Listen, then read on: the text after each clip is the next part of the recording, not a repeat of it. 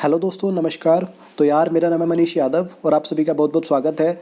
उम्मीद करता हूँ आप सभी बहुत अच्छे होंगे। तो भाई, आज की वीडियो होने वाली है बीएससी नर्सिंग के बारे में और बहुत ही बढ़िया वीडियो होने वाली है। एक एक चीज़ को पॉइंट टू पॉइंट कवर करेंगे कि आपको इस कोर्स में एडमिशन कैसे मिलेगा, कौन से कॉलेज आपके लिए अवेलेबल हैं, कोर्स की फ़ीस कितनी है, कोर्स का ड्यूरेशन कितना है, कोर्स कंप्लीट करने के बाद में कौन कौन से आपके पास स्कोप हैं, हायर स्टडीज़ के लिए कौन से ऑप्शन है, सारी चीज़ों को पॉइंट टू पॉइंट क्लियर करेंगे। तो वीडियो काफ़ी बढ़िया होने वाला है। आपसे रिक्वेस्ट करूँगा वीडियो को पूरा देखिए ताकि कोई भी चीज़ आपसे मिस ना हो। सारी चीज़ें आपको cut to cut, point to point एकदम से अच्छी तरह समझ में आए आपको। तो सबसे पहले बात करेंगे, अगर आपको बीएससी नर्सिंग करना है तो ऑब्वियसली आपको एडमिशन लेना पड़ेगा पहले। तो एडमिशन के लिए सबसे पहले किन चीज़ों की आपको ज़रूरत पड़ने वाली है इनिशियली। तो अगर आपको इसमें एडमिशन लेना तो इनिशियली आपको 3 चीज़ों की रिक्वायरमेंट होगी। सबसे पहले आपको 12th पास आउट करना पड़ेगा साइंस साइड के साथ में, और साइंस साइड में आपके पास बायोलॉजी का होना कंपलसरी है। दूसरा, मिनिमम आपके 50% मार्क्स आना भी ज़रूरी है 12th क्लास में। उससे अगर कम आपके मार्क्स आएंगे तो आपको एडमिशन लेने में काफ़ी दिक्कत होगी, शायद ना भी मिले आपको एडमिशन। मतलब मिनिमम 50% नंबर तो आने आपके ज़रूरी हैं 12th क्लास में। और तीसरा कि 17 साल आपकी एज होनी ज़रूरी है मिनिमम। अगर ये तीनों चीज़ आपके पास हैं तो आप इसमें एडमिशन ले सकते हो। एडमिशन लेने के लिए दोनों ही तरीके के कॉलेज आपके लिए अवेलेबल हैं, प्राइवेट पर गवर्नमेंट भी। अगर आपको किसी गवर्नमेंट कॉलेज में एडमिशन लेना है तो उसके लिए हर कॉलेज के स्टेट वाइज हर साल एग्ज़ाम कंडक्ट कराए जाते हैं, जिनको आप एंट्रेंस एग्ज़ाम भी बोलते हो। तो अगर आपको गवर्नमेंट कॉलेज में एडमिशन लेना है तो पहले आपको एंट्रेंस एग्ज़ाम का फॉर्म फिल करना पड़ेगा, एग्ज़ाम देना पड़ेगा। एग्ज़ाम में जितने आपके नंबर आएंगे उसके हिसाब से मेरिट लगेगी, और उसमें जो भी आपकी रैंक होगी उसके हिसाब से आपको कोई भी गवर्नमेंट कॉलेज दे दिया जाएगा। गवर्नमेंट का तो होता ही ये। लेकिन अगर आपको प्राइवेट कॉलेज में एडमिशन लेना है तो उनका ऐसा एग्ज़ाम वगैरह कुछ नहीं होता। आपको सीधा कॉलेज में जाना है, जो भी आपके 12th के डॉक्यूमेंट्स हैं वो आपको वहाँ पे सबमिट कराने हैं और आप डायरेक्टली एडमिशन ले सकते हो प्राइवेट कॉलेज में। अगर बात करें इस कोर्स के ड्यूरेशन की तो ये कोर्स होता है 4.5 साल का। 4 साल की आपकी पढ़ाई होती है और 6 महीने की आपकी इंटर्नशिप होती है, जिसमें कि आपको प्रैक्टिस कराई जाती है कि कैसे आपको पेशेंट को ट्रीट करना है, पेशेंट की आपको केयर कैसे करनी है एज अ नर्सिंग स्टाफ। इन सारी चीज़ों के बारे में आपको बताया जाता है। और अगर आप बात करोगे इस कोर्स की फ़ीस की तो फीस प्राइवेट में लगभग होती है 1.25 लाख से 2 लाख रुपए पर ईयर के हिसाब से। हर कॉलेज और हर स्टेट के हिसाब से अलग अलग हो सकती है, लेकिन एक रेंज बता दी मैंने आपको कि 1.25 लाख से 2 लाख रुपए तक के बीच में आपको फ़ीस पड़ेगी 1 साल की प्राइवेट कॉलेज में। किसी में 1.25 लाख भी हो सकती है, किसी में 1.5 लाख भी हो सकती है, किसी में 2 लाख भी हो सकती है। स्टेट वाइज और कॉलेज वाइज अलग अलग होती है। लेकिन अगर आप गवर्नमेंट कॉलेज की फ़ीस की बात करोगे तो वहाँ प्राइवेट के कंपैरिजन में फ़ीस काफ़ी कम होती है, काफ़ी ज़्यादा कम होती है। लाइक 12-15 हज़ार रुपये आपका पर ईयर का पड़ेगा। 12 से 15 हज़ार रुपये, 18 हज़ार रुपये, इस तरीके से आपका पड़ेगा गवर्नमेंट कॉलेज में फ़ीस का। अब बात करते हैं कि अगर आपने एडमिशन ले लिया, ड्यूरेशन का आपको पता चल गया, फ़ीस का आपको पता चल गया, मान लो आपने कोर्स कंप्लीट कर लिया। कोर्स कंप्लीट करने के बाद आपके पास में कौन से स्कोप अवेलेबल है उनके बारे में बात करते हैं।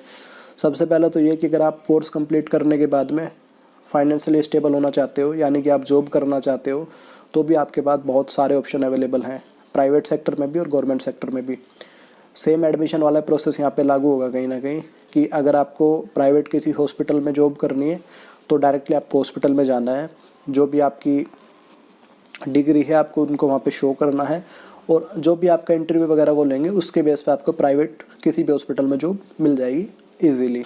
लेकिन अगर आपको किसी गवर्नमेंट फील्ड में जॉब करनी है तो गवर्नमेंट में क्या होता है, काफ़ी सारे एग्ज़ाम कंडक्ट कराए जाते हैं, जैसे कि एम्स का एग्ज़ाम हो गया, जिपमर का एग्ज़ाम हो गया, और भी काफ़ी सारे एग्ज़ाम होते हैं जैसे कि आप स्क्रीन पे देख सकते हो। तो इनमें से किसी भी एग्ज़ाम का आप फॉर्म फिल कर सकते हो, और उसके हिसाब से जैसे आपके एग्ज़ाम में नंबर आएंगे, जो आपकी रैंक आएगी उसके अकॉर्डिंग आपको कोई भी पोस्ट प्रोवाइड कर दी जाएगी गवर्नमेंट फील्ड में, अगर आपको गवर्नमेंट सेक्टर में जॉब करनी है तो।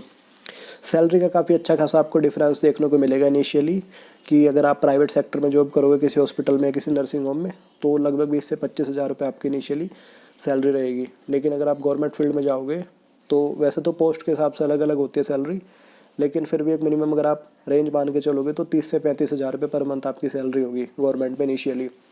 हालांकि इंक्रीमेंट प्राइवेट में भी होता है और गवर्नमेंट में भी होता है, 5 से 10% का हर साल इंक्रीमेंट तो दोनों में होता है, लेकिन इनिशियली आपको 10 से 15 हज़ार रुपये का फ़र्क इजीली देखने को मिलेगा गवर्नमेंट में और प्राइवेट में।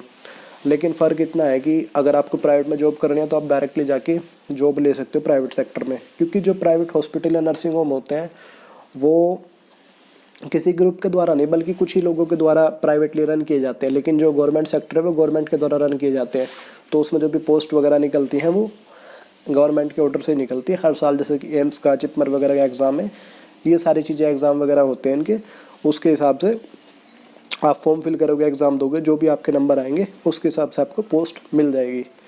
तो ये तो होगी जॉब करने की बात। अब अगर मान लो किसी को जॉब ना करनी हो, अगर आपको आगे हायर स्टडीज़ करनी है, तो कौन से ऑप्शन आपके लिए अवेलेबल है। हायर स्टडीज़ में भी बहुत सारे ऑप्शन अवेलेबल हैं। लाइक आप ये बीएससी नर्सिंग आपने की है, इसका मतलब होता है bachelor of science in nursing, कि आपके पास नर्सिंग की बैचलर डिग्री है। आप अगर इसी में आगे जाना चाहते हो तो आप एमएससी नर्सिंग कर सकते हो, जो कि मास्टर डिग्री होती है नर्सिंग की, यानी कि master of science in nursing. तो हायर स्टडीज़ में आप एमएससी नर्सिंग भी कर सकते हो, या एमएससी आप और भी किसी फील्ड से कर सकते हो, या फिर आप पोस्ट बेसिक बीएससी नर्सिंग कर सकते हो। ऐसी काफ़ी सारी कोर्सेज होते हैं जो कि आप हायर स्टडीज़ में बीएससी नर्सिंग करने के बाद में उनको चूज़ आप कर सकते हो एज अ करियर ऑप्शन, अगर आपको हायर स्टडीज़ में जाना है तो। लेकिन अगर आपको हायर स्टडीज़ में नहीं जाना, किसी कंपटीशन की आपको तैयारी करनी है, तो ऐसे काफ़ी सारे एग्ज़ाम के लिए आप कैपेबल हो जाते हो नर्सिंग करने के बाद में, जिनके लिए आप डायरेक्टली 12th करने के बाद कैपेबल नहीं हो पाते। जैसे कि मान लो आपको फूड इंस्पेक्टर का एग्ज़ाम देना है, तो वो आप 12th के बाद नहीं दे पाओगे। अगर फूड इंस्पेक्टर का आपको एग्ज़ाम देना है तो उसका फॉर्म फिल करने के लिए आपको एक बैचलर डिग्री की रिक्वायरमेंट होती है अपने डॉक्यूमेंट में, जो कि नर्सिंग करने के बाद आपके पास आ जाती है।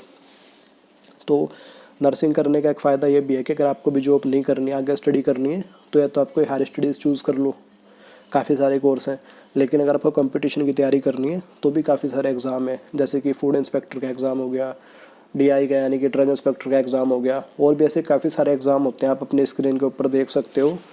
तो इनमें से आप किसी की भी तैयारी कर सकते हो। मोस्टली इनमें ये सारे एग्ज़ाम वो हैं कि अगर आपको 12th पास आउट आपने कर लिया और आप इन एग्ज़ाम को देने जाओगे तो आप इनके लिए कैपेबल नहीं हो, क्योंकि इन एग्ज़ाम को देने के लिए, इनका फॉर्म फिल करने के लिए आपको अपने डॉक्यूमेंट्स में किसी न किसी बैचलर डिग्री की रिक्वायरमेंट होती है। और बैचलर डिग्री अब आपने कर ही ली पूरी बीएससी नर्सिंग, तो इसके बाद में आप इन एग्ज़ाम का फॉर्म फिल करके उनकी प्रिपरेशन कर सकते हो और उनका एग्ज़ाम आप दे सकते हो। आपकी चॉइस के अकॉर्डिंग है, आपकी चॉइस के ऊपर डिपेंड करता है कि आपको क्या चूज़ करना है। तो ओवरऑल बात यह है कि नर्सिंग करने के बाद में काफ़ी अच्छा फील्ड है, और कोर्स करने के बाद आपके पास जॉब का ऑप्शन भी होता है, और भी काफ़ी सारे ऑप्शंस होते हैं। आपके पास कंपटीशन की तैयारी करने के लिए भी ऑप्शन रहेगा, और हायर स्टडीज़ में जाने के लिए भी आपके पास ऑप्शन रहेगा। और अगर आप जॉब करना चाहोगे तो आप जॉब भी कर सकते हो। जैसे जैसे आप एक्सपीरियंस गेन करोगे अपनी फील्ड में, तो सैलरी वगैरह में काफ़ी हद तक आपको इंक्रीमेंट देखने को मिलेगा अपनी सैलरी में। तो ये थी बस आज की वीडियो बीएससी नर्सिंग के बारे में। ओवरऑल सारी चीज़ें कवर करने की कोशिश की है मैंने, तो फिर भी अगर कुछ रह गया हो तो आप नीचे कमेंट करके पूछ सकते हो, उसमें कोई दिक्कत नहीं है। बाकी जो नॉर्मल सारी चीज़ होती है वो मैंने आपके साथ डिस्कस कर ही ली, कि कोर्स में आपका एडमिशन कैसे मिलेगा, फ़ीस वगैरह आपकी कितनी रहेगी, कोर्स का आपका ड्यूरेशन कितना रहेगा, प्राइवेट कॉलेज में एडमिशन कैसे मिलेगा, गवर्नमेंट कॉलेज में एडमिशन कैसे मिलेगा, और कोर्स कंप्लीट करने के बाद में कौन से आपके पास स्कोप अवेलेबल रहेंगे, सैलरी वगैरह आपकी कितनी रहेगी। ओवरऑल सारी चीज़ें कवर कर ली मैंने तो अपने हिसाब से, लेकिन फिर भी अगर कुछ बचता है तो मैं माफ़ी चाहूँगा। अगर कुछ छूट गया हो तो प्लीज़ आप नीचे कमेंट करके पूछ सकते हो, मैं रिप्लाई करने की पूरी कोशिश करूँगा। आई होप वीडियो आपको अच्छा लगा हो। तो बस यही था आज की वीडियो में। तो देन मिलते हैं कुछ टाइम के बाद एक और नए टॉपिक के साथ। तब तक के लिए आप सभी अपना ख्याल रखें। बहुत बहुत धन्यवाद।